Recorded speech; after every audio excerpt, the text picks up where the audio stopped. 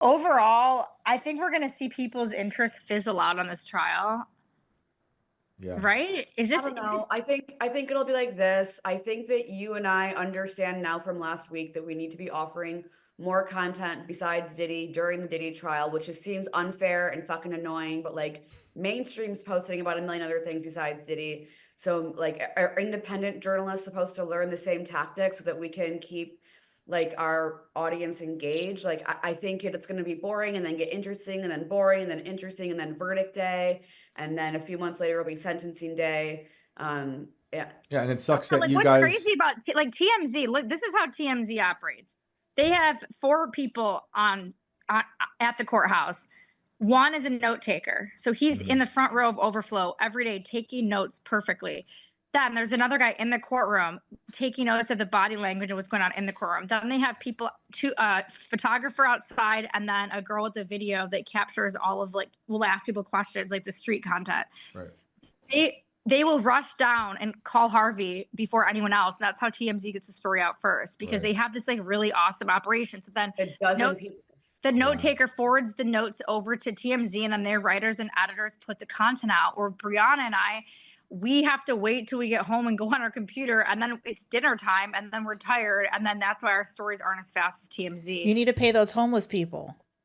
Yeah, pay them the right. Yeah.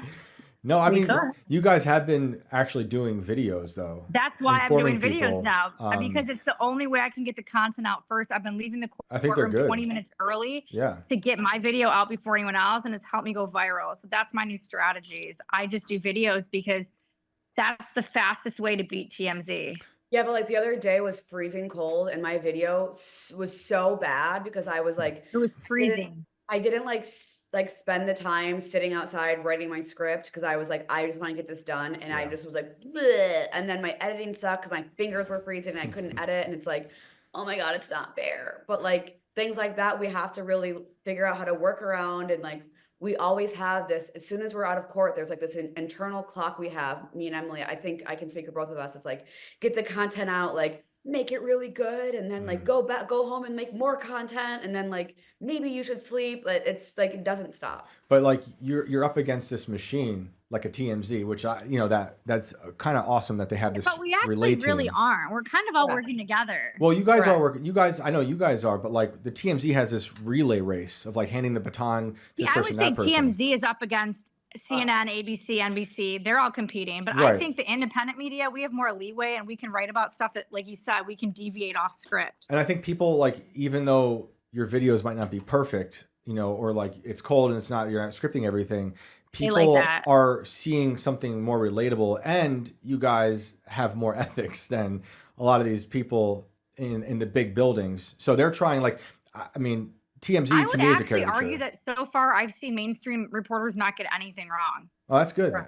Then. But I don't think TMZ? it's them that doesn't have the ethics. I think it's their editors that Yeah. are, and they're not standing outside. They So, are cozy somewhere. Like, nice.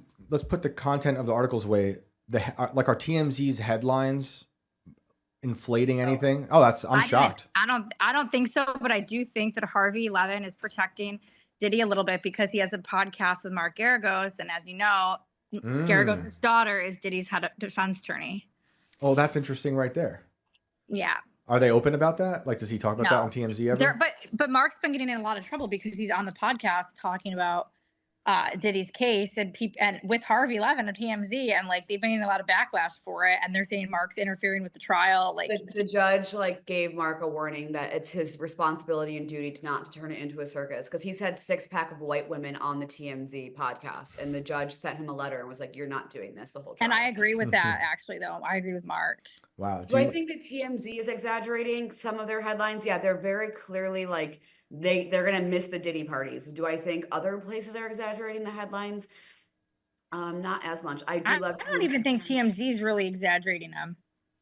I don't feel like they're okay, maybe not exaggerating, but they definitely are showing of some kind of like I don't know if it's favoritism or like friendship with Diddy, and like I was going through text messages on the archives because every day TMZ does like 4 to 5 stories on the trial plus a recap every day. Mhm. I was going through the archives and they always get like the evidence that we see in court that I just haven't had the capacity to find in the dockets or whatever. And there was like this text message that Cassie sent Diddy that was like, okay, I told Beyonce not to come. And like, I'm like, I didn't even catch that in court. And I'm like trying to write about it on Substack right now. And then like, I'm like, wait, but did TMZ catch that? Did like what I didn't happened? catch that either. I didn't catch that either. Like, did they decide not to say it out loud? But TMZ's like, oh, we have a million pictures from evidence that were never used. And we have an extra body who can read through all this and like make sure you get the one thing with Beyonce. And we'll leave the other million in the trash. And it's like I would love to have capacity to really fine tooth comb things like that. Yeah, I agree. It's a lot of stuff to go through, and your audience Also, the wants it courtroom is quick. giving special. They're giving certain press special treatment. TMZ is one of them. So is ABC News. Yeah, and then like that's a story right there, right? Like why?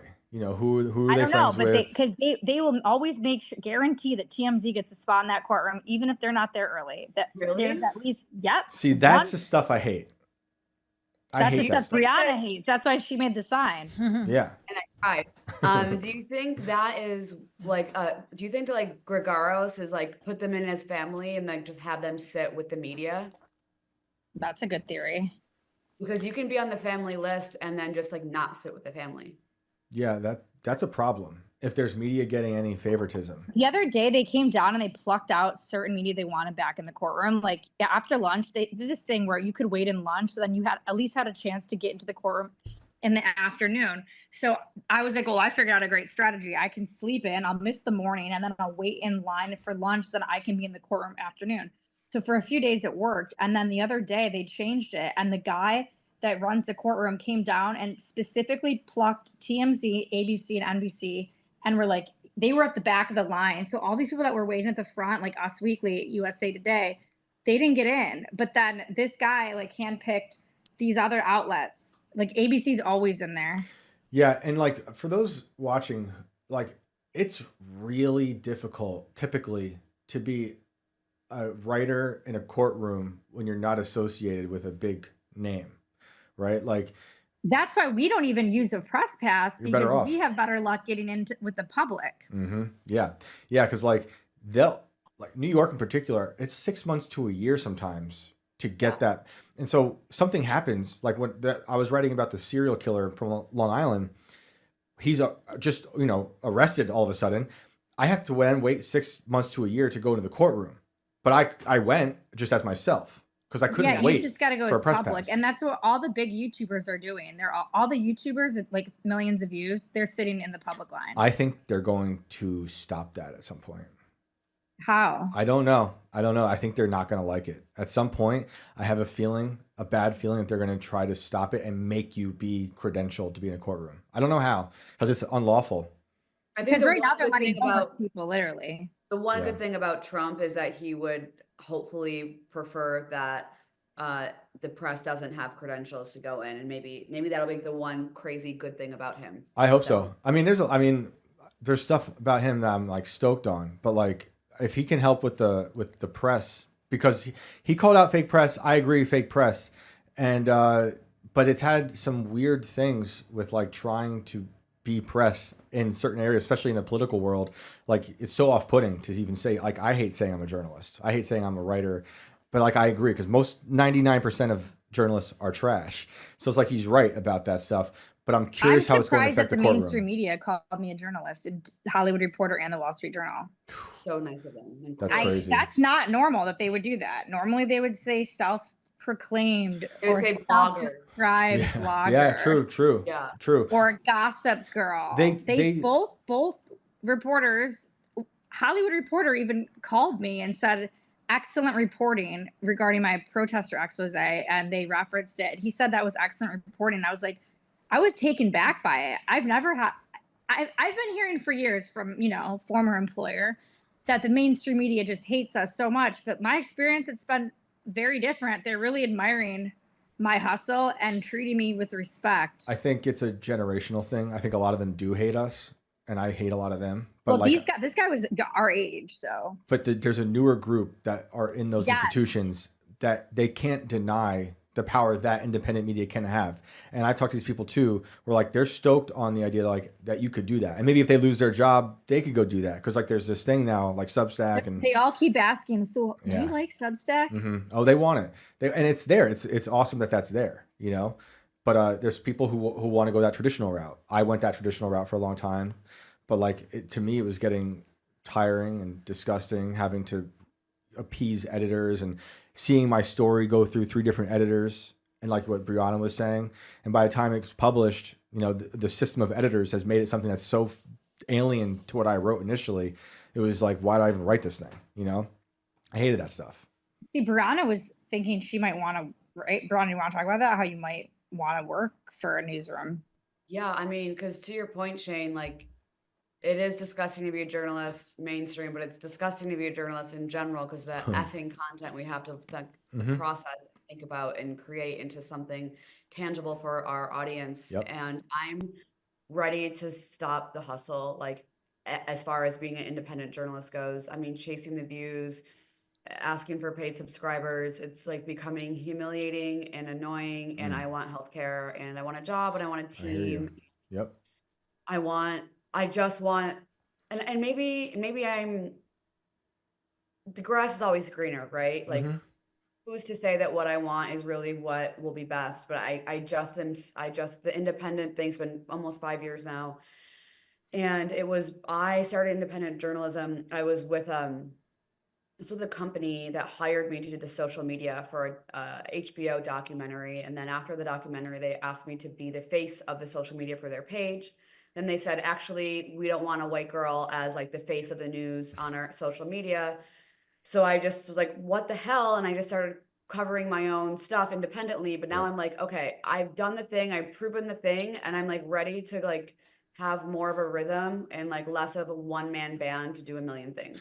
I totally understand that, you know, and one of the things I think could be good, a positive, with the news dying, the mainstream news really taking a hit, especially because the Trump administration used the independent media podcast world to get into the second administration. Like the Biden, Kamala hardly used that world because Trump used the independent writers podcast to speak directly to the people and have long form conversations.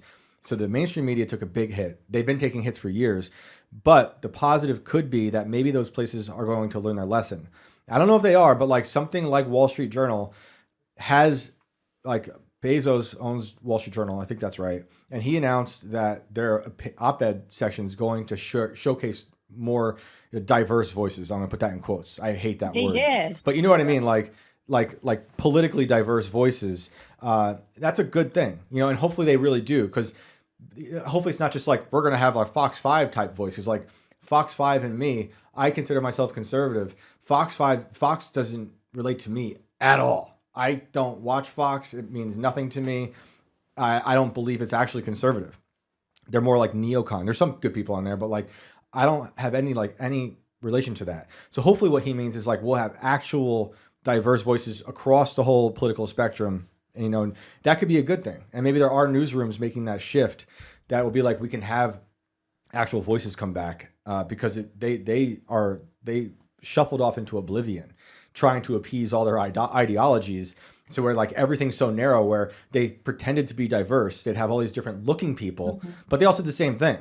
So it wasn't really diverse. It was just a bunch of people sharing the same thing in the Wall Street Journal, in the New York Times. That's why Barry Weiss left the Times, you know? And like, I don't even agree with Barry on a lot of stuff, but I appreciate what she's done with the free press, because Brianna, like created that kind of newsroom situation, not like an independent thing where we're all doing this like circus act. It's like she's got a newsroom, you know, and it's cool like to watch her build that. But you know, the free press has its own flaws that I don't agree with. So you're always going to run up. I don't think I don't think I'll ever want to have a boss ever again. I think me breaking free from my old job is the best thing that's ever happened to me, and I'm thriving being on my own. I think I'm every single like personality type, aura test, numerology all says I'm independent. Yeah. I can't have a boss. I can't be managed. Like I don't I discover things like on my own, and anytime I have someone above me, it ruins my stories. And I think Shane, you're that same way. Me? No way. Yeah, I'm very you hate amenable. editors, don't you? I hate most things. You Editors, hate I when mean, your stories get changed. I love editors like Chris Carr, who My Alex over husband. here knows. That's actually Alex's husband. Like, because there are editors I who like can good actually editors. edit. You know, Yeah, I and like good editors. enhance your story. Say, hey, you could do this. There's other editors, which is most of them that I've dealt with from the Atlantic or Vice or BBC, you name it, that are like, we need to now mutate this entire story to fit it into this narrative that our entire apparatus is trying to sell. And I hate that. And unfortunately, that's a lot of them. I just don't like rules, and I don't like playing by the rules, and I like the freedom I get. I just love freedom. I love the freedom I get. I agree. Like tomorrow, I can post a video about something completely different, like, and there's no one that I have. It's really the thing that does suck about independent is that your audience is kind of your boss. Yeah. And you should be held accountable, you know, but like you really are the one should dictate it. But like, yeah, I would advise you to not get captured by them. You know, that's something that does happen. Because then you're their slave. Right. And then you feel like you have to appease them, like you feel like I you told have them to the other appease day, the just so algorithm. you guys know, I want to make a few things very clear. I'm not your slave, because people Yeah. were someone got mad at me for taking a 30-minute break, and I go, who the fuck are you? Oh yeah. Oh, we saw the rants, Emily. We saw the rants. Well, that was crazy. And No, ever since you were that right, rant, though. I've thrived. You were right. But like, to Brianna's point, and to this whole idea is like, having been in independent media and met a lot of these different newsrooms or independent newsrooms, seeing independent places that we've all, you know, written for or worked for or met, they all have a lot of the similar flaws that the corporate press has. That's why I left them. It's just human nature. You know, you're going to run into all these issues with people. So you have to decide what's going to be best for you, because there's so many positives to being in a newsroom with a team, but hopefully they support your actual independent, you know, perception, the way you see the world, and not have to like morph to whatever they want you to be, you know. But then on the totally independent side, like what we're saying, there's all the negative aspects of, yeah, you're on your own and it's great, but you are doing a lot. You're doing the work of like 20 people at once. Yeah. So, but you guys are doing a great job. I mean, I think look at Diddy's employees. They literally had no say at anything at all. Their whole life, they were the real slaves. Yeah, right. Yeah, for sure. For sure.